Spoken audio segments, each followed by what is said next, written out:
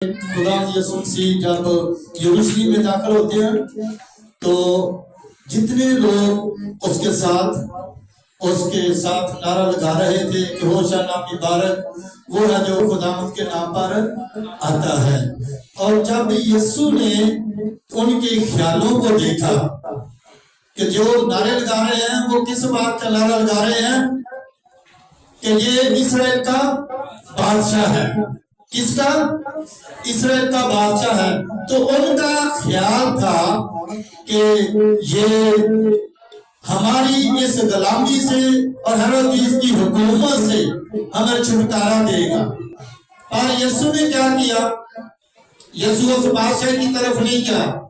खुदावंद यीशु मसीह अपने बाप की बादशाही में गया जहाँ हैकल थी। और जब यीशु यरूशलेम के पास आता है तो उसके आंसू बहने लगते हैं। क्यों? खुदावंद यीशु मसीह ने जब उस शहर को देखा यरूशलेम को तो उसके आंसू क्यों बहने लगे? क्यों रोया वो उस शहर के ऊपर?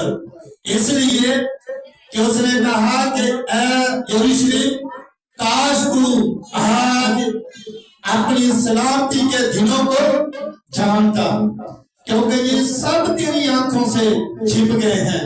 तेरे आसपास मोर्चा बांध लेंगे, तुझे घेर लेंगे, तेरे बच्चों को भी पटक देंगे और तेरे दुश्मन भागेंगे। पर जब यीशु ने हैकल में जाकर सब लोगों को निकाल दिया और उसने कहा ये खुदा का घर दुआ के लिए है, लेकिन तुमने उसको डाकुओं की खोल बना दिया। और इसी वजह से लोगों ने खुदावंद यीशु मसीह के खिलाफ कदम उठा लिए। उन्होंने बगावत करना शुरू की।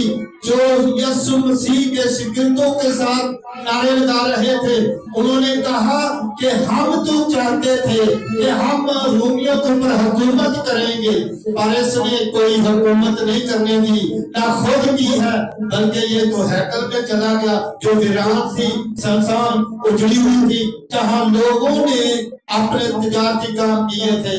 और यीशु को जब पकड़वा दिया गया इस हसद से, तो यीशु की पहली पेशा हम पिलातुस के सामने हुई। तो यीशु को पिलातुस ने कहा कि देख तू भी यहूदी है और मैं भी यहूदी हूँ, तो यहूदियों ने तुझे मेरे सामने पेश किया है, बता तूने क्या किया है कि इन्होंने तेरे साथ ये बगावत की और तुझे मेरे सामने हाजिर किया।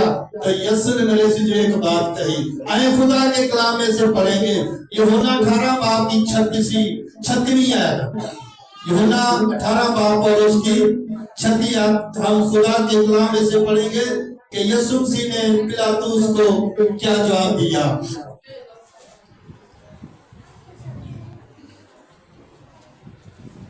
यीशु ने जवाब दिया कि मेरी बादशाही इस दुनिया की नहीं, अगर मेरी बादशाही दुनिया की होती तो मेरे कदम लड़ते, ताकि मैं यहूदियों के खिलाफ ना किया जाता।